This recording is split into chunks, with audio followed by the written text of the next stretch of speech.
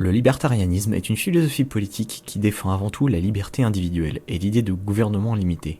C'est une philosophie qui est assez particulière, bien difficile à comparer avec les partis traditionnels et bien difficile à placer sur le curseur gauche-droite. Car l'un comme l'autre veulent un État qui soit plus fort, et s'ils divergent, c'est tout au plus sur les valeurs qu'ils voudraient voir appliquées. Être libertarien, c'est tout simplement dire « je ne sais pas ce qui est bon pour les autres ». Je ne sais pas quelle voiture convient le mieux, quelle alimentation est la plus saine, quelle monnaie faut-il utiliser ou quelle éducation les enfants doivent recevoir. C'est respecter les choix de vie de chacun, même si l'on est personnellement en désaccord.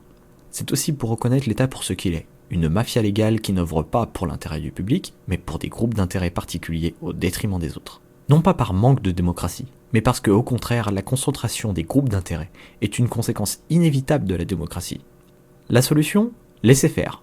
Laissez faire les individus pour leurs choix personnels, familiaux, religieux ou économiques, tant que leurs échanges sont volontaires et ne nuisent à personne.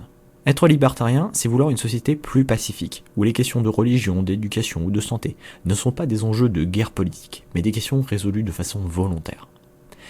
Libéraliser l'économie est aussi un moyen de la rendre plus juste. Dans une économie de marché, ceux qui réussissent sont ceux qui produisent et vendent les produits qui répondent le mieux à ce que demandent les consommateurs.